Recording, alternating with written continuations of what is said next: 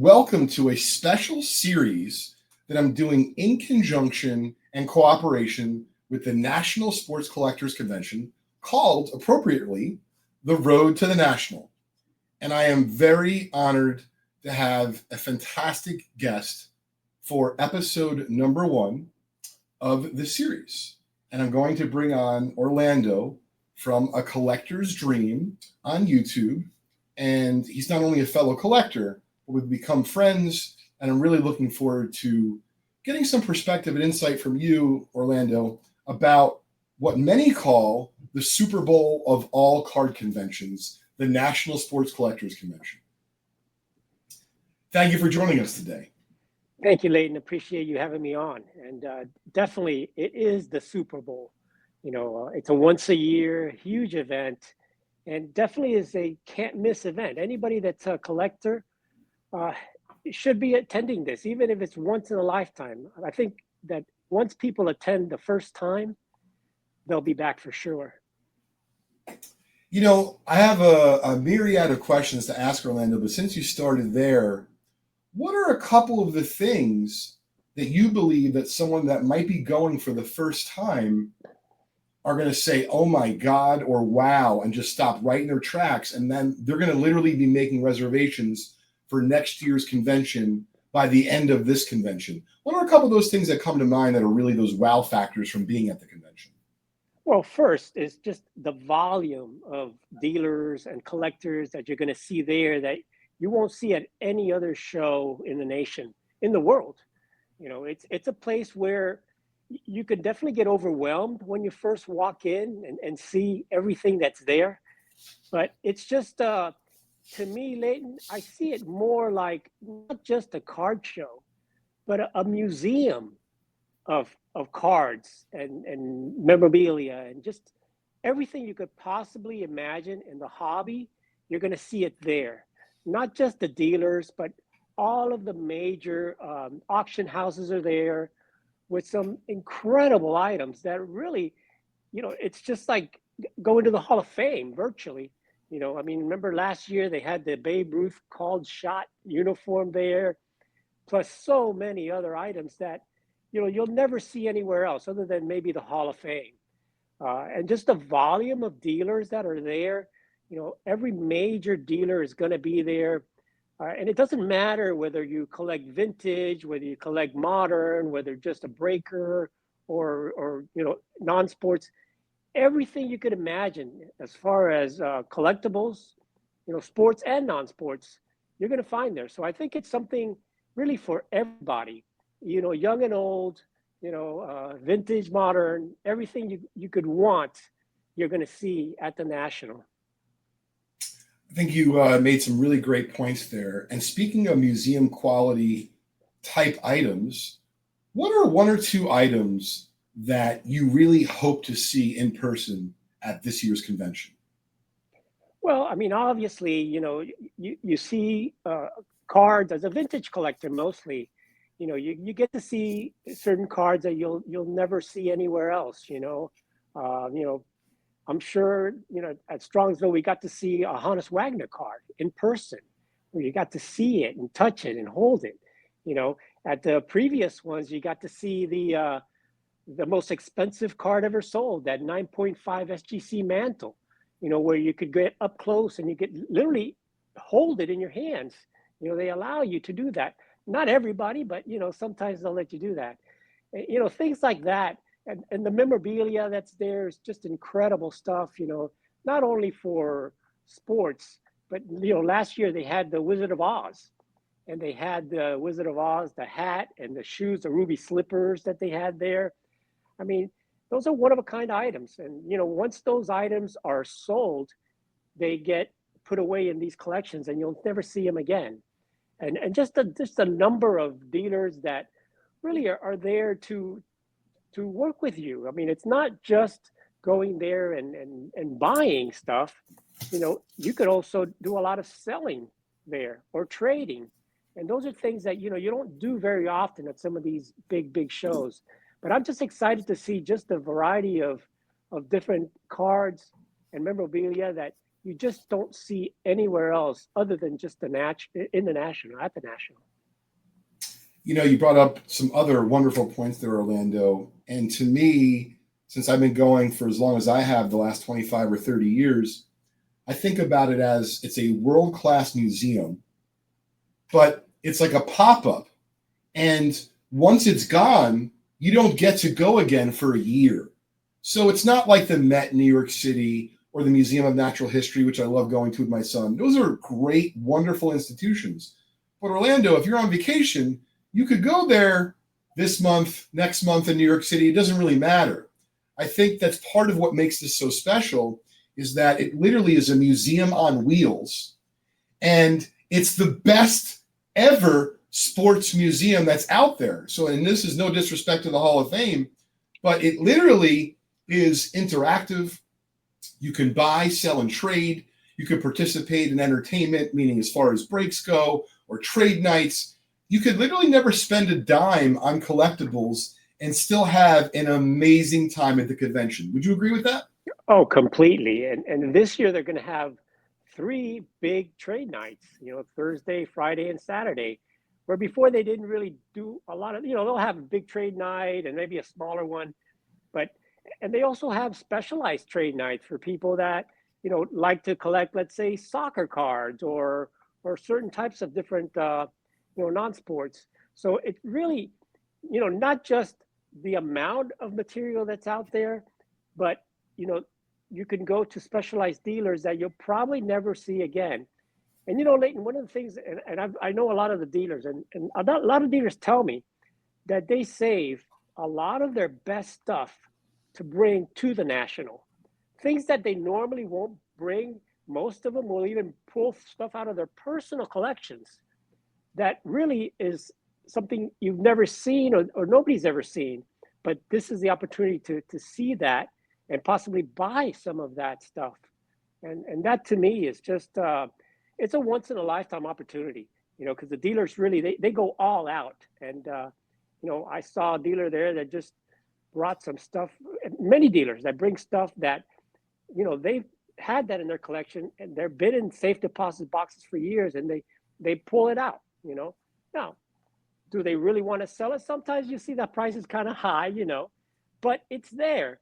And if you want to buy it, you can buy it. And that's stuff that you'll never, ever, ever see because, those are what I call things that are in the black hole in somebody's collection or a safe deposit box that will never come out. But at the national, you'll see some of those unique items. And that to me is just, it's a thrill, and to buy some stuff that is really, truly rare that you never really see anywhere else. So many wonderful things wrapped up in there, Orlando, because even as you pointed out, even if you're not able to buy something because it's too expensive, there's just so much joy in being able to see something that, to be candid, right, may never be brought out again. And I keep bringing up the comparison to the Halls of Fame.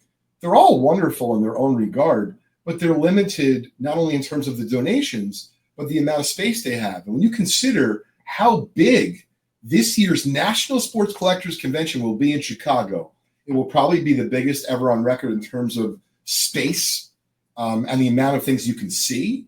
There'll probably be the most ever attendees attending this year's convention.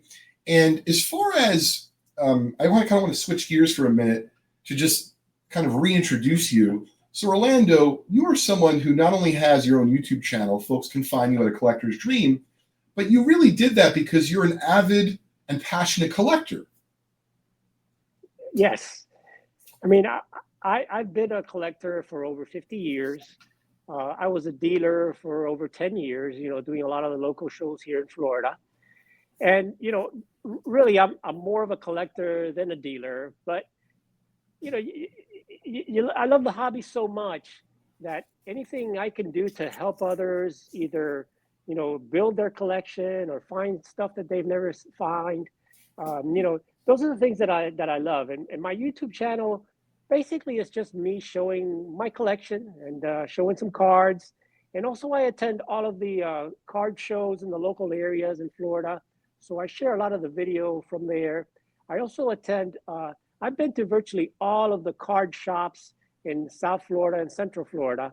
So I also give the collectors an opportunity to kind of see what's out there. You know, a lot of people don't go out to different shops or don't go out to the shows, and I video all that just to get people, you know, just something that they haven't seen, or get them excited to, hey, get out there, because really this hobby, yes, it's about the cards, but it's really more about the people.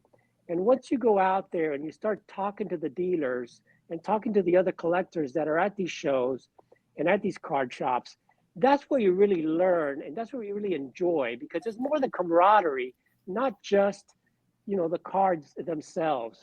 And that's kind of what I try to do in my channel, kind of do a combination of both. I certainly don't want to bring too much of your personal life into this, Orlando, but you know, since you did put, you know, a thing or two about it on your YouTube channel, you've been going through, you know, something very serious as far as health wise, personally of late. And since you brought it up, I think it'd be prudent now to discuss, what does the National Collectors Convention mean to you this particular year, as far as beyond the cards, the way you were just discussing?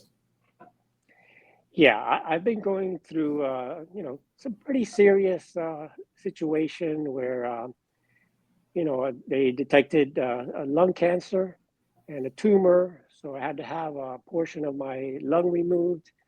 And just the, you know, and as I recovered, the amount of love and support and prayers that I've received have been just, you know, so uplifting, Leighton, that I just can't express how much that this hobby has helped me recover. And just, you know, it's just no words I can express to just, you know, thank you also, because you participated in one of the videos of support.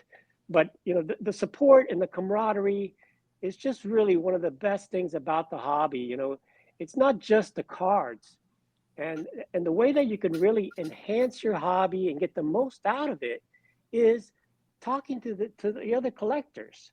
You know, you can learn from them, see what they collect, work together, become real friends. You know, one of the things I feel that in this world, unfortunately, everybody is all, you know, online, digital stuff. And, you know, friendships is something that's the most important thing in life. And the more friends you have, you know, the better you feel, and you know, the healthier you feel.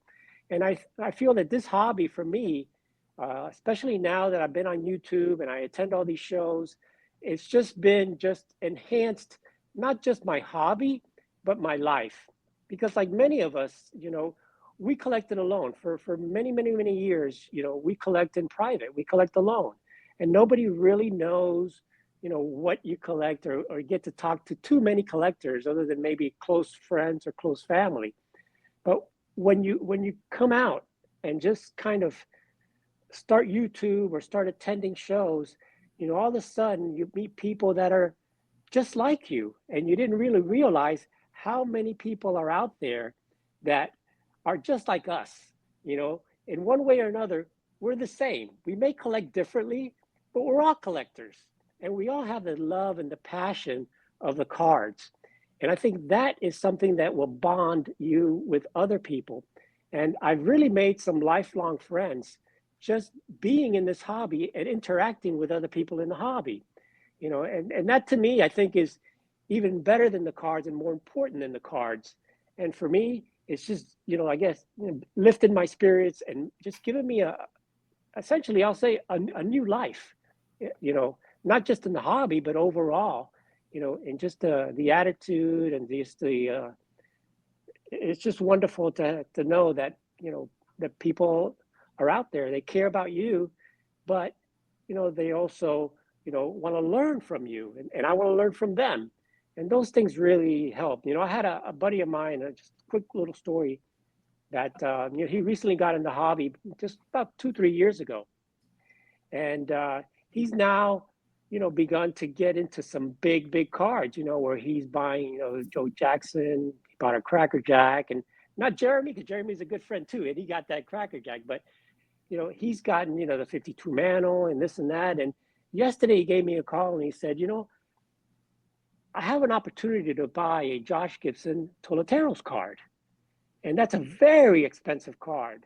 and he's thinking about selling the majority of his collection, a lot of the stuff that he's picked up in the last few years, to focus and try to. He likes the Negro League players, and I'm a fan of that also.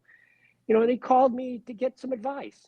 What do you think? What should I do? What should I sell? What should I not sell? Should I invest in this big card?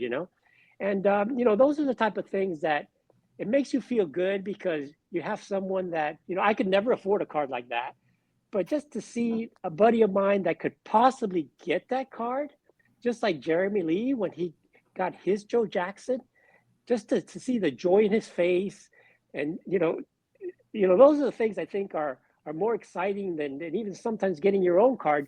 Seeing some of your friends pick up the cards that to them is the Grail card that they've always wanted.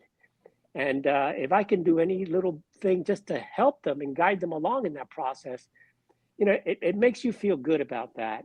And that's part of the friendships that I've developed in this hobby. I feel very similarly to you, Orlando. I consider you a friend. You've been in my thoughts and my prayers, and there's a reason why I decided to start with you as the first person on the road to the National, because I think you epitomize how much more the National is than just cards. It's the ability to bond with folks that have very similar interests as you. And if you do it right, and you got to kind of put yourself out there, which is a little bit uncomfortable for folks to start a YouTube channel, right? Or go to a big convention where there's going to be thousands or tens of thousands of people. But it's really what I found in life, and I'm sure you the same or something similar, is that you get out of it what you put into it. So if you go to the National willing to give and share your knowledge, you're going to get so much more out of it. You're going to make lifelong friends and acquaintances. But speaking of the National, I want to get a little bit more technical for a minute, Orlando, so that way folks who are thinking about going to the National or who have already gone but are looking for a tip or two, we're going to try to help them with their experience this year at the National. I'm going to do so by asking a few questions. So first question I have here is, so if you go to the National, let's say it's day 1 or 2, you have your budget and you have your want list. When as a collector do you feel comfortable to pull the trigger and buy the card? And what I mean is, does it have to be at market or below? Or is it possible, with eye appeal being something very important? Of course, we could spend the entire duration of our show talking about eye appeal. But the point is, how does an average collector who might be going to the National Sports Collectors Convention this summer discern if buying a card is a fair deal for them? In other words, do you have to try to buy it at 5 or 10% below what it sells for? Or is paying what it goes for acceptable these days? And I'm curious, in the mind of a collector, Orlando, if you could shed some light on that, I'd really appreciate it. Well, I think it really depends on what you're looking for. If you're looking for a card that's, let's say in 50s or 60s, at the National, you're going to see so many of them out there that, you want to take your time. You don't want to pull the trigger at the first table you see. You want to walk around, you want to look around, you want to see what's out there, and really, there's a lot. If you're looking for a 53 Bowman mantle, for example, you're going to find 50 or 100 of them out there, but walk the floor, look around, talk to some of the dealers, before you pull the trigger. I've seen too many people that have come in to this hobby, they walk in the door, they see a card they love, they'll see that Hank Aaron rookie that they've always wanted, and then, at the 3rd or 4th table, and they'll pull the trigger on that. And I always tell them, what, hold off, take your time. This place is big. There's a lot of other options. And of course, like you said, eye appeal matters, and price matters too. So be patient when you're looking for something like that is more common per se. Now, if you're looking for something that's a rare piece, that's a different situation. If you're looking for something rare that you may only see just a few or handful at the National, then maybe, you should probably be a little bit more, get ready to pull the trigger, because if you don't pull the trigger on that card, you may not have too many other options to buy that card. later on. So it really depends on what you're looking for. If it's rarity, sometimes you just see it. You got to kind of try to make a play on that one. But if it's more of a common stuff that you're going to see everywhere else, or you're looking to build your sets and things like that, there's going to be a lot of dealers with a lot of cards to build sets with. So don't just find that dealer and say, I'm going to sit here and build my set with this guy, because in the middle of the floor there may be a guy that has a little bit better quality stuff. So take your time with that. As far as prices, I think you have to eye appeal is the key. And even though the comps are out there, sometimes you have to overpay. And I hate to say that, nobody wants to hear that, but if you find that right 48, 49 Leaf Jackie Robinson, and it's just the perfect one for you, and that's the one that you feel it's right, whether the dealer's asking a little bit more money, you know what, pull the trigger on it. Because yeah, you may find another one, but it may not be the right one. You may get a little bit cheaper, and then you take it home and you realize, you know what, I should have bought that other one for a few $100 more. I probably would have been happier with that. So to me, comps are comps. You got to go with comps and look at comps. But I don't have a problem overpaying if it's the right card that fits my eye appeal, and it's a card that I'm going to have for a long term, or maybe possibly the rest of my life. I'd rather pay up a little bit for that. You are going to be able to get some deals, that's for sure. But some of those deals, there may not be, maybe a little more off-centered. They may be not as focused. So, make the rounds. I say make the round first before you buy anything. Try to get a good look at all the tables. Try to see what there's out there, and take some notes, because what happens is you can get lost, and you could find a card that you like, kind of walk around, look at it, and then try to come back to that card, and then you're like, uh-oh, where was that? Make sure you write the dealer's name, right where they're at, so you can know where to come back and pick that card up if that's the one you really want. Great advice in there, as far as whether it be a more mainstream card like a 53 Bowman Color or Topps Mantle, which are great cards, but there'll be a lot of those examples at the National, versus, let's just say, maybe a rarity from an early tobacco or candy card set. Those are the types of situations that you alluded to, where you may have to just jump on the first one you see, because there might not be another opportunity.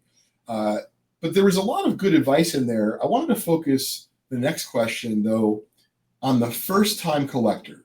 So let's just say you're a first-time collector, or you're a dad going with your son, and you've been to some local conventions like you and I have been going to for the last 20, 30 years, but this is your first big one. Other than telling them to wear comfortable shoes and bring in a granola bar, because I think those are all good pieces of advice, what's something that's like a little bit of a layer deeper that we could, as a collector yourself, Orlando, share with someone out there who's listening to this, and they might say, wow, Orlando, thank you so much for sharing that. That was a great idea. Anything come to mind? Well, yeah, of course, you're going to be out there, and, to get something to eat, it's going to be tough. You're going to stand in line and all that stuff. So yeah, I always bring some snacks. I always bring some water, some Gatorade, and just something, just kind of course, all the stuff everybody tells you, comfortable shoes and all that. But I think one of the most important things that I do personally is bring cash. Cash is king. I think that, yeah, a lot of people want to pay with PayPal or Venmo or so on. But I think if you talk to a dealer and you tell the dealer, this is a cash deal, they're willing to give you a better price many times. And, cash is king. I mean, it's tough to bring a lot of cash, but, if you really want to buy something, I think, be ready to buy it. Don't just say, I got to run to the teller and get some money out and stuff, because, yeah, there's going to be ATMs and stuff there. But I think you really have to be ready to buy it on the spot with the cash, make a deal, and go from there. I think, that's one of the things I always try to be ready with. If you bring some cards that you're going to trade, you know, uh, I always ask the dealer, is there any way that we can do a cash trade deal? Many dealers are open to that. So always bring something that possibly you can trade. But if you're going to bring something to trade, bring something that the dealer can sell quickly, what they call liquid. You know what I mean? Don't bring him something that he's going to say, it can take me forever to sell that piece or something. It's just very specialized. But if you've got something that that dealers want, bring it. And if you want to pick up something, upgrade your collection that way, that's what I try to do a lot when I go to the shows. I'll bring something that I know dealers want. For example, I brought to the Strongsville show. I had a Bob Gibson 59 rookie card and a PSA 8. I know that's a very desirable card. I didn't want to move it, but in my opinion, I don't need an 8 as a collector. It was a raw card. I graded it years ago, and I know that a dealer, it will look for something like that. So I was able to use that card to trade up and get myself a Ty Cobb card, which I wanted even more. So congratulations. Nice. Thanks. Yeah, it was a Philadelphia Caramel 1909. So love that, the E95. Yeah, the E95, beautiful card. I've always wanted that, and it's a card that you don't see very often. So dealers are that's a card they don't want to sell that easily. But when you show them, hey, I got a PSA 8 Bob Gibson rookie, they know that. Listen, I'd invite you to dinner. I'd invite you to dinner, right? Absolutely. Right. No, Orlando, those are great suggestions there. Bringing that trade bait, it doesn't mean you have to trade it. It doesn't even mean you have to sell it. But man, if you're a first timer, you're going to be overwhelmed. So, if you have an 89 Upper Deck Griffey and you happen to get a 10 on it, that card's several $1,000s. Doesn't mean I'm advising you to sell it. Orlando's not saying to sell it either. But what if you see oh my God, I can have a Mickey Mantle card from 1953 and all I need to do is give him this Griffey and $500? That's going to be a lot easier of a conversation with your significant other than I just spent thousands of dollars and I still have this Griffey card, see? Right. And so something I wanted to also add as a suggestion, Orlando, for collectors, first-timers, savvy folks like yourself, if you find yourself in a pickle, meaning you're at someone's booth and you find a card for $5,000, and you know that you only have $800 cash on you, but you have the means to either go to a local bank or go to the ATM, whatever the case may be, what you should do in that case, most of the dealers who are certainly reputable will do this. Ask them if you reach a deal, instead of waiting and hoping and praying when you come back, the card's still there. Talk to them about giving them a deposit. What do I suggest? 5%, maybe 10% max. Because if you give someone a $250 non-refundable deposit, you write up something on a piece of paper, it's kind of a gentleman's agreement, if you will, but you have it written out. And all of a sudden, now you're not going to worry or sweat that card is going to be sold out from underneath you. And I've had collectors do that, meaning suggest that to me. And that's why I'm throwing it out there. Because Orlando, as well as I do, you could go run to the ATM, stop at the bathroom, get a granola bar, come back 46 minutes later, and you're like, what happened to my card? And the guy's like, yeah, but you told me you were going to come back. You're like, but I'm here. And so to kind of cut off some of that agita, a way to maybe get that card on reserve is say, hey, listen, I'm going to be back by 2:00 today, right? If I'm not, you keep my deposit, you write it out. And I know for myself as a dealer, meaning running Just Collect, we would do that for you if you needed to go to the bank or, to be fair, walk around a few cards and try to sell them if it's not something I'm interested in. But some really great advice there from a lot of different angles as far as to help the collector secure, whether it be a grail or simply just get the most cards they can for their hard-earned budget, right? Exactly. Yeah. I mean, dealers are always willing to work with you. Remember, they're there to sell cards. So, and they want to please the collector too, because you know what? They want you to come back. They want you to buy from them again. I've bought from many dealers and we've become friends. I mean, one of the dealers, Ash, I've ended up, buying stuff from him and selling stuff from him. And I've been in a position where I said, Ash, I don't have the money right now, but I've got all these cards. Let me walk the floor. Let me sell some of this stuff and I'll be back. And, whether it's definitely leave them a deposit, leave them something to know that you're definitely serious about that, because the dealer's not going to hold that card just because you tell them, hey, hold on to that, I'm coming back. No, give them a deposit. Tell them you're serious. Tell them, listen, this is what I'm going to do. I'm going to go sell some of this stuff. I'm going to go to the bank. I'm going to work on this. Even if you have to come back the next morning, he's got your money. He's got some of your money. So he's not going to really take a loss. And even if he has to hold it for half a day or till the next morning, they'll work with you on that. So that's a great point, Leighton. And you as a dealer know that, you want to please the customer so that customer will come back to you every time. And when I first, one of the things I'm going to do when I walk in there is I'm going to visit the dealers that I've already done business with that I know. I want to see what new inventory they've brought in. I know they're willing to work with me. I know they'll probably give me a little bit better deal possibly than they would somebody they don't know at all. So, that's building relationships and definitely, but you got to be serious about it. You just can't say, yeah, I'll be back, because you'll never have if you don't come back, or you tell them you'll be back in 2 hours and you just don't, or you come back the next morning, hey, you blew it, So as a buyer, you also have to respect the dealer. So it's a two-way, situation there. Well said. So I only have a couple more questions for you because I keep you all day, Orlando, talking cards, of course. So next to last question is, if you could only meet one person at this year's National Sports Collectors Convention in Chicago, who would it be? Oh boy, that is a could be an autograph signer, could be a dealer, could be a friend, could be a player to be named later. Who would it be? That's a tough question. I mean, it's always great to see some of these autograph signers that are going to be there. You're going to see a lot of Hall of Famers there, not just, baseball, football, all sports.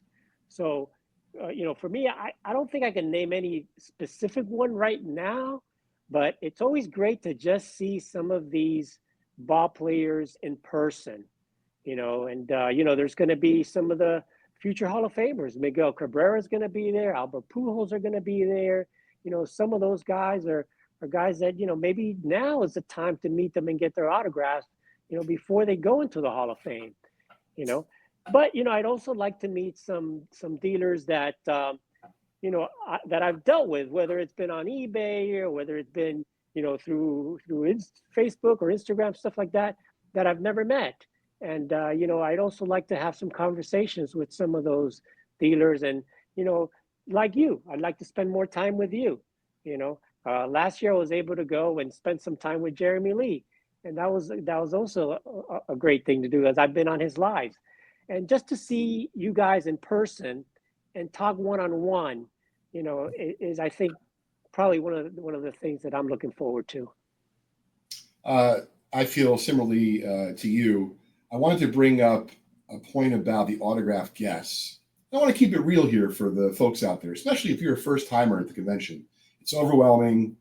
Everything costs money, right? So hot dogs, the cards, the autograph tickets. But I want to give you a little nugget of information that if you're on a budget and you can't afford any autograph guests, let me tell you, for no money at all other than the admission to the convention, if you hang out in the autograph pavilion that's, I think, sponsored by TriStar, just for the day. I remember a couple of years ago when Hulk Hogan made his entrance. I mean, you felt like you were part of a WWE event. I mean, people were going crazy. So the point is, you're not going to get their autograph. You won't necessarily get to meet them, but you might get a photo op from a distance. But you're also going to feel that energy, as you said, seeing already a Hall of Famer or a future Hall of Famer, like someone like Pujols that you've watched. I don't think Pujols has ever even done the National before. So check out the Nationals website at nscc.com for the full list of autographed guests. I do believe that they kind of add some, as we get closer to the convention in just a few months. But that's something that I found as I take a break from, the buying and the selling and the trading all day.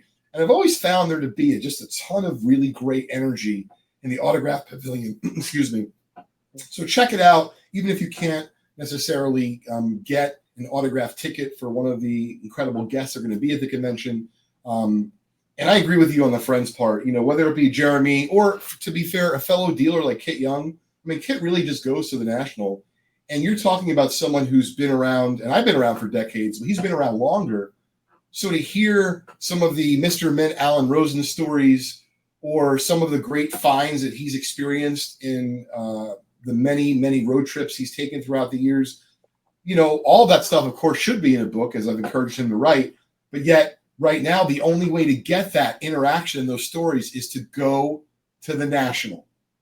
And so, to sum it up, I wanted to ask you, in regards to this year's convention in particular, and it might be tough for you, but what are you looking forward to the most at this year's National Sports Collectors Convention?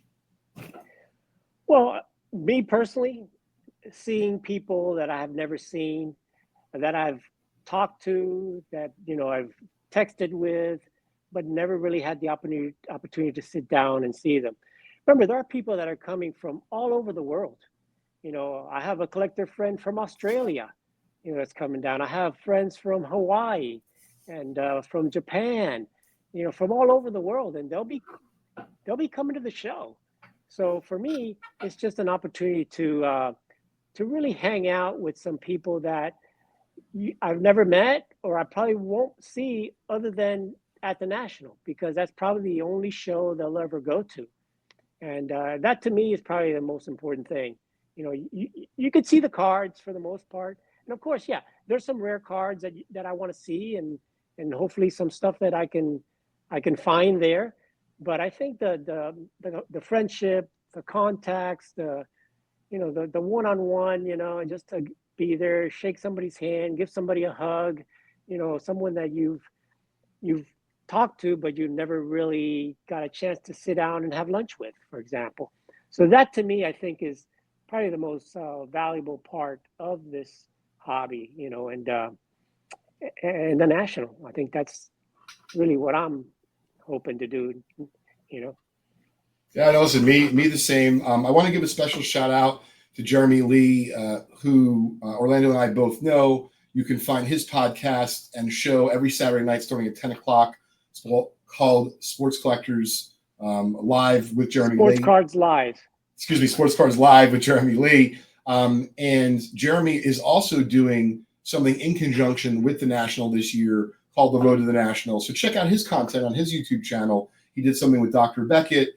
And this is all really to bring awareness to the single greatest convention that exists in the entire world for the collecting of sports cards, TCG cards, and sports memorabilia.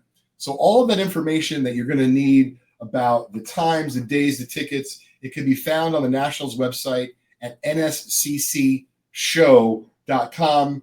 And Orlando, I wanted to close with, where can folks find you, whether it be on YouTube or email, whatever you're comfortable with.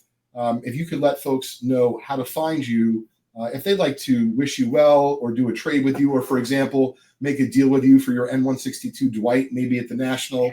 As you know, I'm a tennis aficionado. But how would folks find you, Orlando, to reach out? Well, my YouTube channel, A Collector's Dream.